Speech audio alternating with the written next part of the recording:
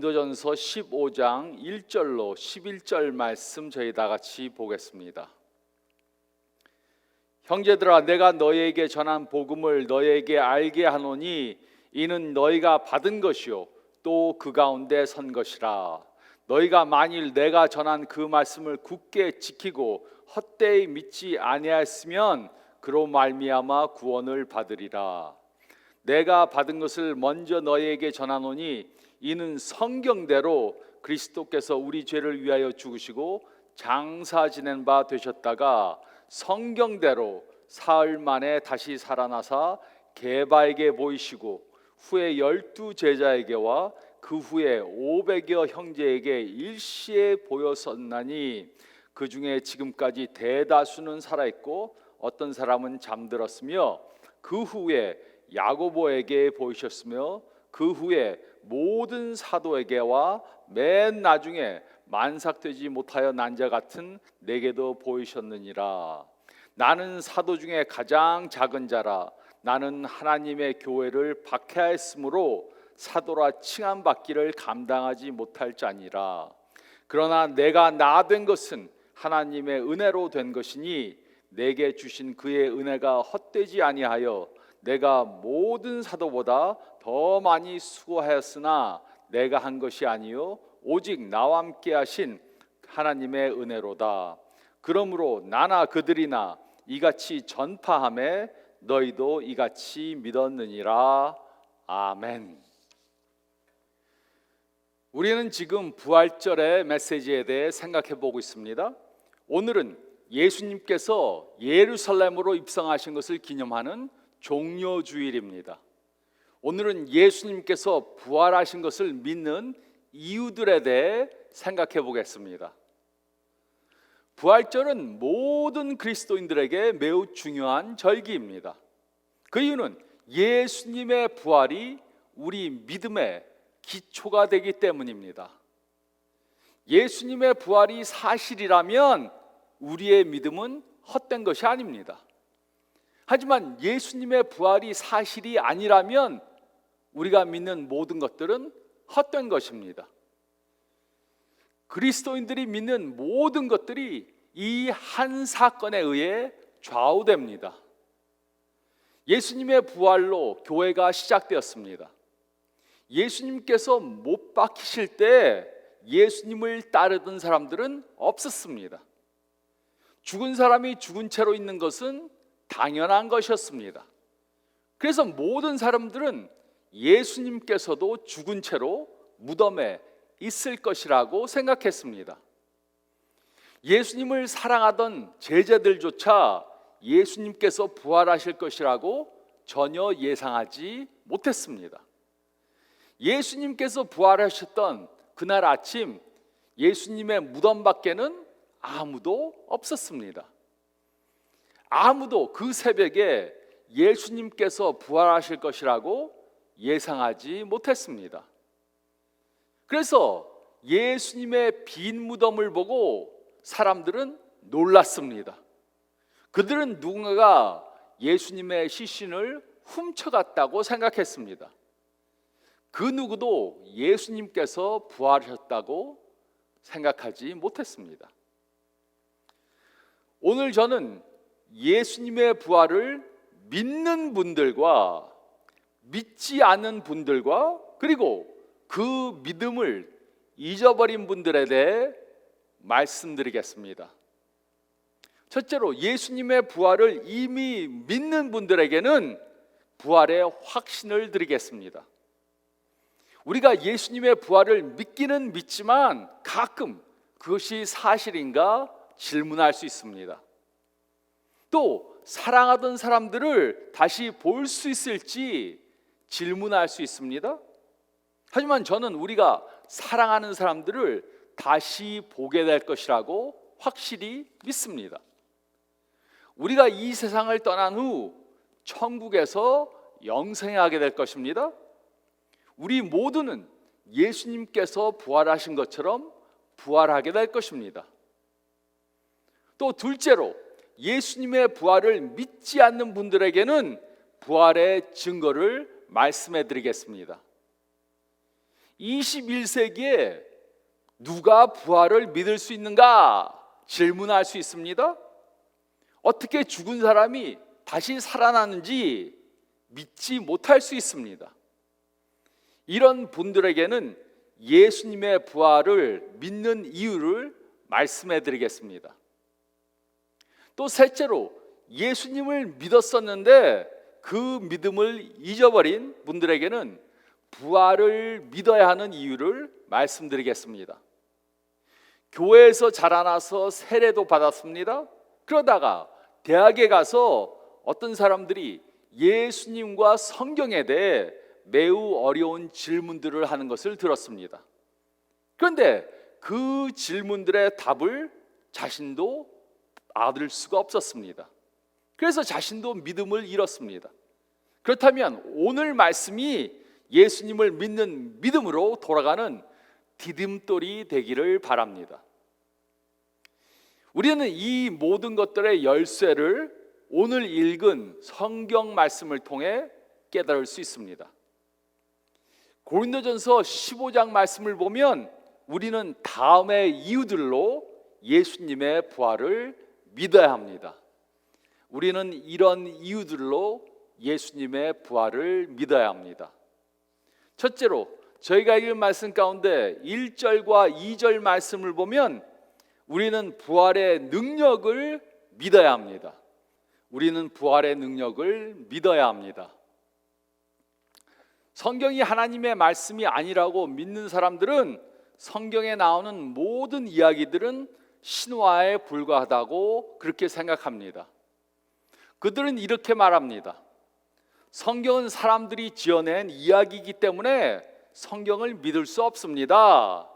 구두로 오랫동안 전해오던 예수님에 대한 이야기는 시간이 지남에 따라 과장되고 변형되었습니다. 그러다가 수십 년이 지나서야 성경이라는 책으로 기록되었습니다. 성경을 기록할 당시 예수님을 목격한 사람들은 전부 다 죽었습니다. 그래서 마태, 마가, 누가, 요한복음에 기록된 이야기들은 전혀 사실과 상관이 없는 그러한 일들입니다. 그들은 이렇게 말합니다. 그런데 이것이 사실입니까? 1절과 2절은 이렇게 기록했습니다.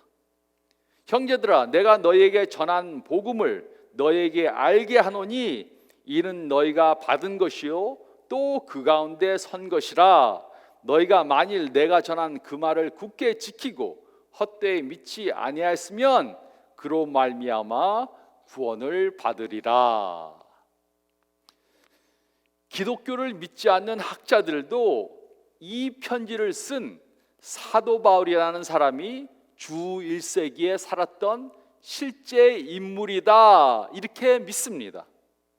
그 누구도 바울이라는 사람이 없었다고는 생각하지 않습니다. 신약 성경 중에서 13개의 서신서들이 바울이 기록한 것입니다. 일부 자유신학자들은 그중 6개의 편지는 그가 기록하지 않았다고 그렇게 의문을 제기합니다. 하지만 그들 역시 다른 7개의 편지는 실제로 바울이 기록한 것이라고 그렇게 믿습니다. 그 7개의 서신서 중에 하나가 바로 고린도 전서입니다. 바울에 의해 기록된 모든 서신서들은 주 50년대와 60년대에 기록되었습니다. 대부분의 신학자들은 고린도 전서가 주후 55년경에 기록되었다고 그렇게 생각합니다. 그러므로 역사적으로 그 순서를 생각해 보시기 바랍니다. 대부분의 신학자들은 예수님께서 주 30년에서 32년 사이에 십자가에 못 박혀 죽으셨다는 데는 동일합니다. 또 모든 역사 신학자들은 예수님이 역사적 인물이었다 이렇게 믿습니다. 선지자라고 주장하던 예수라는 역사적 인물이 있었는데 그 사람이 십자가에 달려서 죽었다. 여기에는 전부 다가 동일합니다. 사도행전 말씀을 보면 바울은 그리스도인들을 핍박하던 사람이었습니다. 그는 그리스도인들이 이단 종파 사람들이라고 그렇게 믿었습니다. 그래서 그는 그리스도인들을 잡아서 감옥에 감금시켰습니다. 그러던 어느 날 다메섹으로 가는 길에서 부활하신 예수님을 직접 만났습니다. 그는 예수님의 제자가 되었습니다. 그는 이방인들의 선지자, 선교사, 또 이방인들의 사도가 되었습니다. 그는 부활하신 예수님을 만난 후에 완전히 변화된 사람이 된 것입니다. 그는 선교 여행 중 주후 52년에 고린도의 교회를 개척했습니다. 그리고 돌아가서 주후 55년에 고린도 교회 교인들에게 편지를 써서 보냈습니다. 그는 이 편지를 통해 그가 그들과 함께 있을 때 가르쳤던 내용들을 상기시켜 주었습니다. 그들은 바울에게 들은 말을 믿었습니다. 그들은 예수님의 메시지를 믿고 그 믿음 가운데 살았습니다. 그들은 바울이 전한 그 말씀을 굳게 붙잡고 헛되이 믿지 않았습니다. 즉 그들이 예수님을 믿음으로 변화된 삶을 산 것입니다. 그들이 변화된 삶을 사는 것이 그들이 구원받았다는 증거였습니다. 그들이 예수님의 부활을 믿었기 때문에 죄에서 구원함을 받고 변화된 삶을 산 것입니다. 바울은 고린도의 그리스도인들에게 예수님의 부활이 그가 전한 복음의 가장 중요한 부분임을 상기시켜 주었습니다. 만일 예수님의 부활의 복음을 붙잡고 구원을 받으면 변화된 삶을 살 것입니다. 그렇지 않으면 그들이 믿는 것은 헛된 것이고 그들은 구원을 받지 못할 것입니다. 그러므로 그들의 믿음이 사실인가 확인하려면 그들은 예수님의 복음으로 변화되었는지 살펴보면 되었습니다. 예수님의 복음, 예수님의 부활의 복음이 사실이라면 그것을 믿을 때 삶이 변하게 되는 것입니다. 그러므로 우리도 성경을 통해 받은 그 예수님의 부활의 복음을 믿어야 합니다. 성경은 신화나 조작된 이야기가 아닙니다. 또 예수님이 돌아가신 후에 수세기가 지난 후에 기록된 것이 아닙니다. 실제로 일어난 일에 대해 신뢰할 수 있는 설명입니다. 왜 이 사람들이 변화를 받았는가 설명해 주는 것입니다. 그리고 예수님의 부활을 믿는 사람들은 모두가 변화를 받게 됩니다. 바울이 변화를 받았습니다. 고린도 교회 교인들이 변화를 받았습니다. 그리고 우리도 변화를 받았습니다. 이것은 부활하신 예수님 때문입니다. 이것이 바로 부활의 능력입니다. 예수님의 부활의 메시지는 우리를 변화시켜 줍니다. 예수님의 부활이 사실이란 것을 믿을 수 있는 것은 그것을 믿을 때 변화를 주는 놀라운 그러한 능력이 있기 때문입니다. 예수님의 부활의 메시지에는 삶을 변화시키는 능력이 있습니다.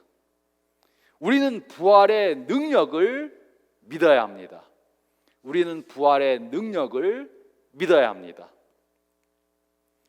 그리고 둘째로 3절로 4절 말씀을 보면 우리는 구약의 예언을 믿어야 합니다. 우리는 구약의 예언을 믿어야 합니다. 3절로 4절은 다음과 같이 기록했습니다. 내가 받은 것을 먼저 너희에게 전하노니 이는 성경대로 그리스도께서 우리 죄를 위하여 죽으시고 장사 지낸 바 되셨다가 성경대로 사흘 만에 다시 살아나사. 사도 바울은 자신이 전한 예수님의 복음은 자신이 꾸며낸 이야기가 아니라고 말했습니다. 그는 그것을 받았고 받은 것을 그들에게 그대로 전했습니다. 그 복음의 내용이 무엇입니까? 우리 모두는 죄를 범한 죄인들입니다. 어떤 사람은 죄를 좀 더 많이 지었고 어떤 사람들은 죄를 좀 덜 지었지만 죄를 범하지 않은 사람은 한 사람도 없습니다. 하나님은 죄인들을 심판하셔야 했습니다. 그래서 모든 인간들은 죽고 천국에 갈 수가 없었습니다. 하지만 하나님께서는 우리를 사랑하셔서 우리를 벌하시는 것을 원하시지 않으셨습니다. 그래서 그는 독생자 예수 그리스도를 이 땅에 보내셨습니다. 예수님은 죄가 없는 완전한 삶을 사셨습니다. 우리의 죄를 대속해 주시기 위해 십자가에 달려 죽으셨습니다. 우리 대신 죽으신 것입니다. 그리고 예수님께서는 장사한 지 사흘 만에 다시 살아나셨습니다. 이것이 바로 예수님의 부활의 복음입니다. 이 이야기는 바울이 꾸며낸 것이 아닙니다. 이 모든 이야기는 구약에 이미 예언된 것입니다. 예수님의 부활도 구약에 예언된 것입니다. 이 사건들은 전부 다 구약에 기록된 대로 일어났습니다. 그래서 바울은 이곳에서 성경대로라는 말을 2번 사용했습니다. 이곳의 성경은 구약을 뜻합니다. 그는 여기서 특정한 구약 성경 말씀을 인용하지는 않았지만 성경을 2번 반복해서 언급했습니다. 성경대로. 바울은 아마도 이사야서 56장, 53장 5절과 6절, 또 시편 16장 10절과 같은 그러한 성경 구절 말씀을 염두에 두었을 것입니다. 이사야서 53장 5절과 6절은 다음과 같이 기록했습니다. 그는 실로 우리의 질고를 지고 우리의 슬픔을 당했거늘 우리는 생각하기를 그는 징벌을 받아 하나님께 맞으며 고난을 당한다 하였노라. 그가 찔림은 우리의 허물 때문이요 그가 상함은 우리의 죄악 때문이라. 그가 징계를 받음으로 우리는 평화를 누리고 그가 채찍에 맞음으로 우리는 나음을 받았도다. 이 말씀은 예수님께서 우리를 위해 고난과 징벌을 받으시고 십자가에서 찔림을 당하는 고난을 받을 것을 예언한 것입니다. 그 예수님의 피공로로 인해 우리가 하나님과 평화를 누릴 수 있게 된 것을 말해주고 있는 것입니다. 또 시편 16장 10절은 이렇게 기록했습니다. 이는 주께서 내 영혼을 수월에 버리지 아니하시며 주의 거룩한 자를 멸망시키지 아니할 것입니다. 이곳의 수월이란 죽음의 무덤을 말합니다. 즉 하나님께서는 죄 없는 예수님을 무덤에 갇힌 채 내버려 두지 않고 부활시킬 것을 말한 것입니다. 예수님의 죽으심과 부활이 이미 구약에 예언되어져 있던 것입니다. 또한 예수님이 사흘 만에 다시 살아나셨다는 바울의 진술은 요나서 1장 17절에 요나가 물고기 뱃속에서 사흘을 무덤과 같은 곳에서 보낸 것과 관련이 있습니다. 예수님께서는 마태복음 12장 40절에 이렇게 말씀하셨습니다.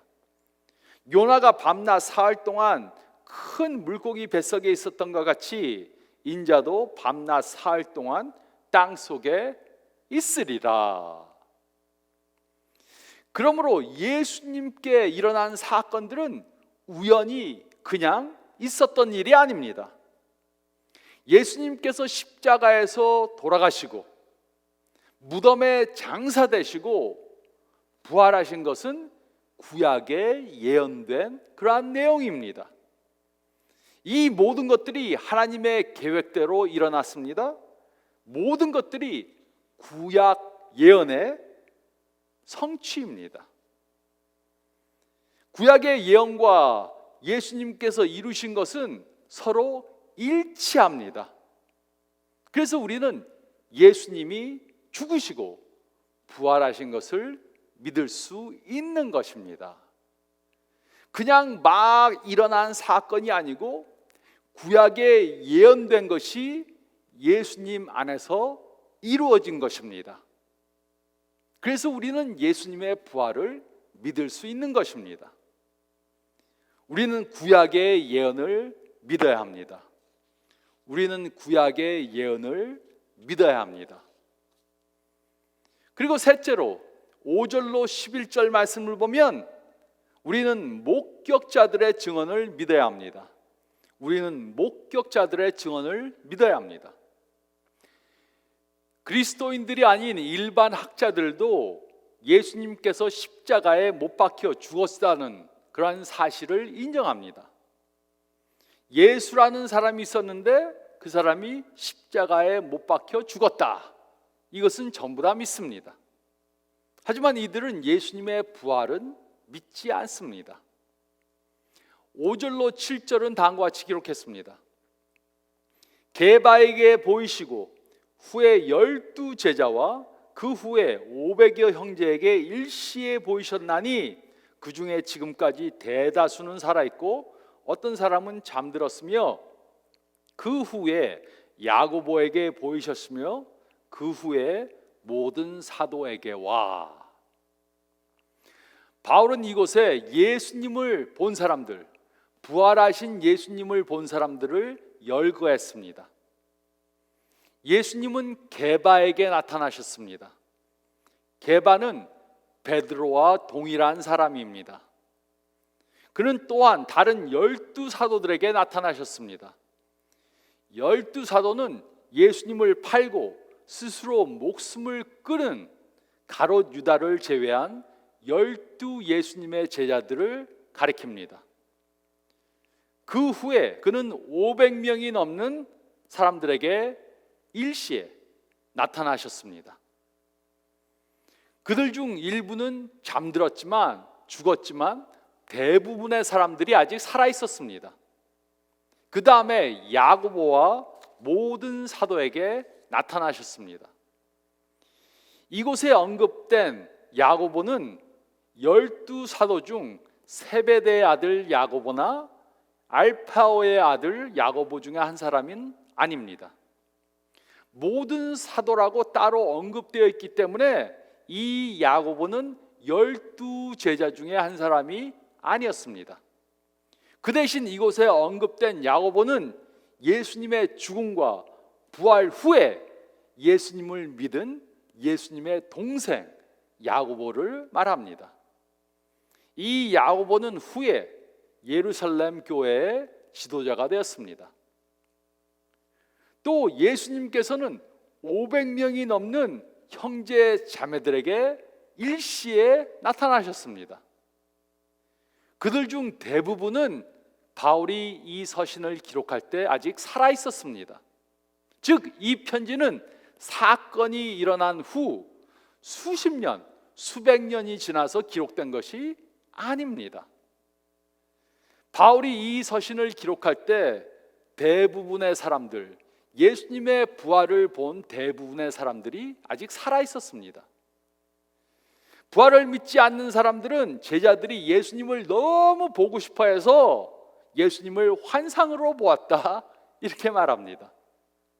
그러나 어떻게 이렇게 많은 사람들, 500명이 넘는 사람들이 동시에 환상을 볼 수 있습니까? 바울은 이 모든 증언들을 목격자들로부터 직접 들었습니다. 내가 부활하신 예수님을 보았다, 이렇게 증거하는 사람들로부터 직접 그 말을 들었습니다.